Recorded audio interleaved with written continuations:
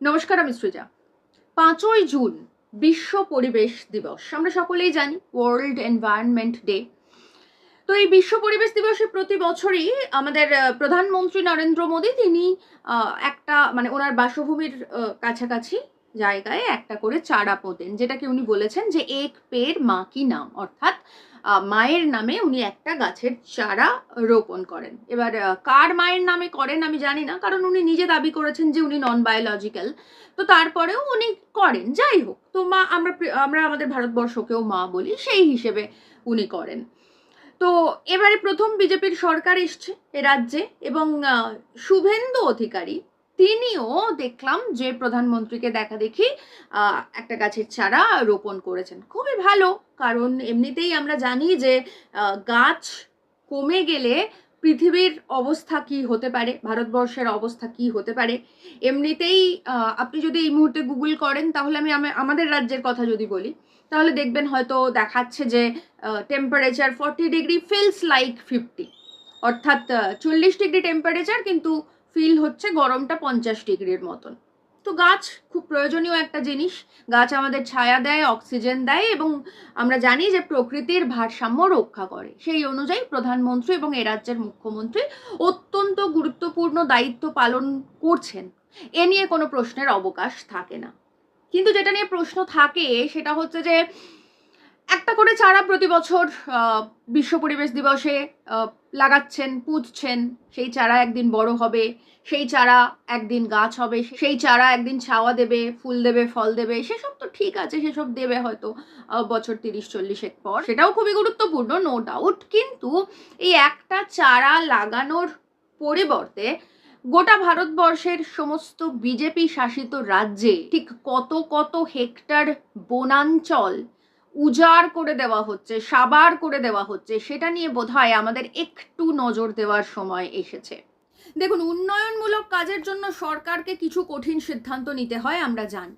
এই ভারতবর্ষে এরকম অনেক উন্নয়নমূলক প্রজেক্ট রয়েছে যেগুলোর জন্য গাছ কাটা বা কিছু বনাঞ্চল শেষ করে ফেলার প্রয়োজন ছিল, তা না হলে আমাদের উন্নয়ন আটকে যেত। বিভিন্ন, সেটা রেল লাইন প্রকল্প হতে পারে বা অন্যান্য এনার্জি পাওয়ারের ক্ষেত্রে হতে পারে, খনি হতে পারে, যেগুলো সত্যি সত্যি আমাদের ভারতবর্ষের মানুষের কাজের জন্য করা হয়েছে, সরকার করেছে।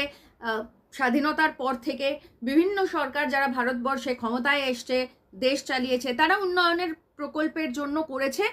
সেগুলো নিয়ে কথা বলা উচিত নয়, তা না হলে আপনারা ভাববেন যে সৃজা শুধুই বোধহয় নিন্দাবন্ধ করে যায়। কিন্তু আমরা দেখছি যে ভারতবর্ষের অন্যান্য সরকারের সঙ্গে, মানে আগের যে সরকারগুলো ছিল সেগুলোর সঙ্গে মোদিজির সরকারের একটু পার্থক্য রয়েছে। সেই পার্থক্যটা কি? সেই পার্থক্যটা হচ্ছে যে ভারতবর্ষের উন্নয়নের জন্য 2014 সালের পর থেকে কত গাছ বা কত বনাঞ্চল কাটা হয়েছে, বনভূমি উজাড় করা হয়েছে, মানে সরকার করেছে, তার থেকে বোধহয় আমাদের এটা হিসেব করা অনেক বেশি সুবিধার হবে, কারণ কোয়ান্টিটিতে বেশি। সেটা হচ্ছে যে আদানির জন্য কত বনাঞ্চল বা বনভূমি উজাড় করা হয়েছে। এখন আমি বলছি না যে আদানি শুধুমাত্র নিজের জন্য কাজ করবে, সত্যি তো আদানির যে প্রজেক্ট হবে সেখানেও কিছু মানুষ চাকরি পাবেন, সেখানেও কিছু কর্মসংস্থান হবে, এ বিষয়ে কোনো ডাউট নেই, নিশ্চয়ই হবে। কিন্তু এই কিছু মানুষের কর্মসংস্থানের জন্য এভাবে হেক্টরের পর হেক্টর শুধুমাত্র আদানির প্রজেক্ট বানানোর জন্য যেভাবে বনাঞ্চল কেটে ফেলা হচ্ছে, সেটা কিন্তু আমাদের ভারতবর্ষের পরিবেশের ক্ষেত্রে অত্যন্ত ক্ষতিকর হচ্ছে, এ বিষয়ে কোনো সন্দেহ নেই। সরকারের উন্নয়নমূলক কাজ এবং কোনো একজন পুঁজিপতির উন্নয়নমূলক কাজের সঙ্গে ফারাকটা এখানেই। সরকার যখন কোনো কাজ করে, সেটা যদি সাময়িকভাবে কোনো ক্ষতির সম্মুখীনও হয় দেশ, তারপরেও সেটা কিন্তু ভারতবর্ষের মানুষের ভালোর জন্য করা হয়। কিন্তু যখন সেটা কোনো একটা পুঁজিপতি গোষ্ঠী করে, তখন কিন্তু তারা দেশের মানুষের ভালোর জন্য করে না, তখন তারা প্রফিটের জন্য করে, তখন তারা নিজেদের ভালোর জন্য করে। আর এখানেই বেসিক পার্থক্য এই ভারত সরকারের কোনো প্রজেক্ট করা আর আদানি গোষ্ঠীর কোনো প্রজেক্ট করা। এখন আমরা আসুন একটুখানি দেখি যে বিজেপি শাসিত, মানে ভারতবর্ষে বিজেপি শাসিত রাজ্যগুলোতে ঠিক কিভাবে আদানি গোষ্ঠীর জন্য বন কেটে উজাড় করে ফেলা হচ্ছে। আর এই ভয়াবহ পরিস্থিতি তৈরি করা হচ্ছে যে রাজ্যগুলোতে, তার মধ্যে সব থেকে গুরুত্বপূর্ণ নাম উঠে আসছে ছত্তিশগড়। ছত্তিশগড়ের হাঁসদেও বনাঞ্চল বা বনভূমি হেক্টরের পর পর হেক্টর বনাঞ্চল উজাড় করে দেওয়া হচ্ছে পারশা কয়লা ব্লক, কয়লা খনি ব্লক এবং কেন্তে কয়লা খনি ব্লক যেটা আগেই ছিল সেটার এক্সটেনশনের জন্য। ঠিক কত হেক্টর বনভূমি উজাড় করে ফেলা হচ্ছে এই আদানি গোষ্ঠীর জন্য, তার যদি একটা হিসেব আমরা করি তাহলে দেখব পারশা কয়লা ব্লক তৈরির জন্য প্রায় 841 হেক্টর হাঁসদেও বনভূমি ধ্বংস করা হয়েছে, যে কাজ মূলত সাউথ ইস্টার্ন কোল ফিল্ড লিমিটেড ACCL এর সঙ্গে কাঁধে কাঁধ মিলিয়ে করছে আদানি গোষ্ঠী। অন্যদিকে ছত্তিশগড়ের সুরজপুরা জেলায় অবস্থিত কেন্তে এক্সটেনশন কয়লা ব্লকটি মূলত রাজস্থান সরকারের জন্য তৈরি করছে রাজস্থান রাজ্য বিদ্যুৎ উৎপাদন নিগম লিমিটেড RRVUNL এর সঙ্গে কাঁধে কাঁধ মিলিয়ে আদানি গোষ্ঠী। এই হচ্ছে ভয়াবহ পরিস্থিতি ছত্তিশগড়ের হাঁসদেও বনভূমির। সেখানকার যারা আদিবাসী, সেখানকার যারা মানুষ, তারা কিন্তু অত্যন্ত দুশ্চিন্তার মধ্যে রয়েছেন, কারণ তাদের মাথার ছাদ উজাড় করে দিয়ে আদানি গোষ্ঠীর হাতে এই পুরো বনভূমি তৈরি করে দেওয়া হচ্ছে, যাতে আদানিরা মানে এ রাজ্যের এ দেশের জমিকে ব্যবহার করে আদানি গোষ্ঠী লাভবান হতে পারে। এরপর ছত্তিশগড়ের পর অপর একটা গুরুত্বপূর্ণ রাজ্য হচ্ছে আসাম, যেখানে আমরা জানি তৃতীয়বারের জন্য বিজেপির সরকার এসছে, মুখ্যমন্ত্রী হিমন্ত বিশ্ব শর্মা। সেখানেও আদানি গোষ্ঠীর তাপবিদ্যুৎ কেন্দ্র তৈরি হচ্ছে এবং তার জন্য কত হেক্টর বনভূমি উজাড় করে দেওয়া হচ্ছে। আদানি গোষ্ঠীর প্রস্তাবিত তাপবিদ্যুৎ কেন্দ্রের জন্য আসামের কোকরাঝাড় ও ধুবড়ী জেলায় 3500 বিঘা বা 454 হেক্টর বনভূমি ধ্বংস করে ফেলছে আদানিরা। সুতরাং আমরা বুঝতেই পারছি যে শুধু ছত্তিশগড় নয়, আসামের পরিস্থিতিও যথেষ্ট ভয়াবহ। অন্ততপক্ষে এই বনাঞ্চলকে উজাড় করে দিয়ে আদানি গোষ্ঠীর প্রফিট করানোর জন্য। ছত্তিশগড় আসামের পরে যে বিজেপি শাসিত রাজ্যটার কথা বলবো, মানে একই রকম ভয়াবহ পরিস্থিতি, বনভূমি উজাড় করে আদানি গোষ্ঠীর প্রফিট করাচ্ছে আমাদের কেন্দ্রের সরকার বা মোদিজির সরকার, সেটা হচ্ছে মহারাষ্ট্র। সেখানেও কয়লা খনি প্রকল্পের জন্য কয়েক হেক্টর বনাঞ্চল কেটে উজাড় করে ফেলা হচ্ছে। মহারাষ্ট্রের নাগপুরে গোন্দখাইরি জেলায় কয়লা খনি প্রকল্পের বরাত পেয়েছে আদানি গোষ্ঠী, যার জন্য প্রায় 862 হেক্টর বনভূমি ধ্বংস করতে হবে এবং সে নিয়ে ইতিমধ্যেই ওই অঞ্চলের আদিবাসী মানুষ আন্দোলন শুরু করেছেন। খুব স্বাভাবিকভাবেই এই জল, জমিন, জঙ্গলের অধিকার আমরা জানি আদিবাসীদের, মানে সেখানকার বাসিন্দাদের মাথার ছাদ কেড়ে নিয়ে তাদের বনভূমি ধ্বংস করে দিয়ে যখন আদানি গোষ্ঠীর প্রফিট করানোর জন্য উঠে পড়ে লাগে একটা সরকার, তখন সেখানকার মানুষ যে ঘুরে দাঁড়াবে, আন্দোলন করবে, সেটাই স্বাভাবিক। এবং এই মুহূর্তে এই মহারাষ্ট্রের নাগপুরের গোন্দখাইরা জেলায় সেটাই চলছে। এবার বিজেপি শাসিত অপর যে রাজ্যের কথা বলবো সেটা ওড়িশার কথা। খুব বেশি দিন হয়নি ক্ষমতায় এসেছে এবং প্রথমবারের জন্য ওড়িশায় ক্ষমতায় এসছে বিজেপি সরকার। আর ওড়িশায় ক্ষমতায় এসেই সেখানকার জল, জমিন, জঙ্গলের অধিকার সেখানকার আদিবাসী মানুষদের থেকে কেড়ে নিয়ে আদানি গোষ্ঠীকে তুলে দিয়েছে ইতিমধ্যেই, এবং তাই বনাঞ্চল কেটে সাবার করে সেখানেও কয়লা খনি প্রকল্প তৈরি করার জন্য তোড়জোড় শুরু করে দিয়েছে আদানি গোষ্ঠী। ওড়িশার সুন্দরগড় জেলার কয়লা খনি খনন এবং কয়লা উত্তোলনের বরাত পেয়েছে আদানি গোষ্ঠী, যার জন্য আনুমানিক 608.64 হেক্টর বনভূমি ধ্বংস করা হবে। অর্থাৎ বিজেপি শাসিত প্রত্যেকটা রাজ্যতেই কিন্তু একই ছবি আমরা দেখতে পাচ্ছি। এরপর বিজেপি শাসিত অপর আরো একটা রাজ্যের কথা বলবো, সেখানেও কিন্তু এই একই ছবি। বলবো গোয়ার কথা। এতক্ষণ যে রাজ্যগুলোর কথা বলছিলাম সেগুলোর থেকে গোয়া একটু বেশি আলাদা। তার কারণ হচ্ছে এতক্ষণ যে রাজ্যগুলোর কথা বলেছি, মানে ধরুন ছত্তিশগড়, মহারাষ্ট্র, ওড়িশা, এই সমস্ত বা আসাম, এই সমস্ত রাজ্যগুলোতে একটা বা দুটো প্রকল্প আদানি গোষ্ঠী করছে, তাতেই মোটামুটিভাবে গোটা বনাঞ্চল, বনভূমি সমস্ত কিছু উজাড় করে দিচ্ছে, কিন্তু তারপরেও একটা বা দুটো প্রকল্প করছে। কিন্তু গোয়ার বিষয়টা আলাদা। গোয়াটা প্রায় পুরোটাই আদানির নামে করে দিয়েছেন নরেন্দ্র মোদী। কারণ একদিকে রেলের ট্র্যাক সম্প্রসারণ, অন্যদিকে সড়ক সম্প্রসারণ, তার সঙ্গে বিদ্যুৎ সঞ্চালন, মানে পুরো প্যাকেজ আর কি। গোয়ার পুরো প্যাকেজটা হাতে তুলে দেওয়া হচ্ছে আদানি গোষ্ঠীর। আর আমরা জানি যে গোয়া এমনিতেই খুব সুন্দর ছবির মতন একটা রাজ্য, সেখানে সবুজ বনভূমির পরিমাণ অনেকটা বেশি, তো খুব স্বাভাবিকভাবে আদানি গোষ্ঠী সেখান থেকে অনেকটা বেশি প্রফিট করতে পারবে, এটাই স্বাভাবিক। তো আসুন আমরা দেখি গোয়ায় ঠিক কত হেক্টর বনভূমি ধ্বংস হচ্ছে শুধুমাত্র আদানির প্রফিট করানোর জন্য।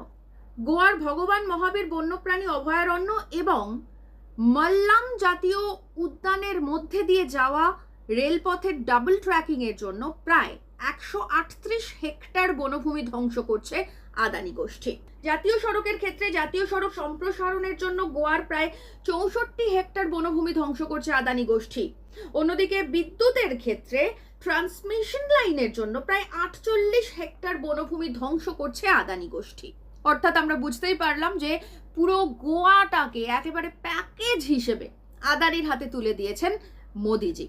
এবার বিজেপি শাসিত আরো একটা রাজ্যের কথা বলবো, আর সেটা হচ্ছে রাজস্থান। সেখানে কি হচ্ছে? সেখানে হচ্ছে এনার্জি পার্ক। এই সোলার এনার্জি পার্কের জন্য বেশ কয়েক হেক্টর বনাঞ্চল পুরো উজাড় করে দিচ্ছে আদানি গোষ্ঠী, কারণ আদানিকে প্রফিট করাতে হবে মোদিজিকে। ঠিক কত হেক্টর বনাঞ্চল কেটে ফেলা হচ্ছে রাজস্থানের জয়সলমীরে আদানিদের এনার্জি পার্ক প্রকল্প বা সৌর বিদ্যুৎ প্রকল্পের জন্য হাজার হাজার বনভূমি ধ্বংস করে ফেলা হচ্ছে, যা মূলত ওরান বা পবিত্র ভূমি হিসেবে জয়সলমীরের বাসিন্দারা যুগের পর যুগ ধরে সংরক্ষণ করে এসেছেন। অর্থাৎ বুঝতেই পারছেন, রাজস্থান বা জয়সলমীর মানেই মরুভূমি, যে মরুভূমিকে আসলে ওরা ওরান বলে এবং অত্যন্ত পবিত্র জমি হিসেবে দেখা হয় সেখানে আর কি। ওরানকে ওরা সংরক্ষণ করে, পুজো করে ঈশ্বরের মতন।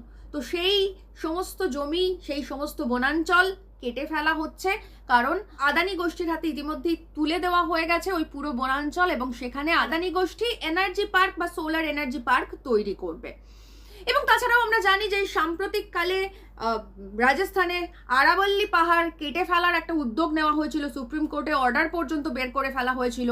সেই আরাবল্লী পাহাড় কাটার কেসটা আর কি, ঘটনাটা সেখানকার মানুষ প্রবলভাবে তীব্র বিক্ষোভ করার জন্য আপাতত বন্ধ রাখা হয়েছে। কারণ আমরা জানি যে রাজস্থানে যে মরু ঝড় বয় আর কি, মানে রাজস্থানে মরু ঝড় বয়, সেই মরু ঝড়ের সামনে বুক চিতিয়ে দাঁড়িয়ে থাকে এই আরাবল্লী পর্বত। এই আরাবল্লী পর্বত না থাকলে গোটা রাজস্থান রাজ্যটাই ধুলো ঝড়ে পুরো ডুবে যাবে, অন্ধকারে মুড়ে যাবে, সেটা আমরা জানি। এবং শুধুমাত্র রাজস্থান নয়, রাজস্থানের একেবারে বর্ডারে দিল্লি রয়েছে। আমরা জানি দিল্লির AQI লেভেল এমনিতেই প্রচণ্ড বেশি, সেখানে এমনিতেই মানুষের নিঃশ্বাসে কষ্ট হয়।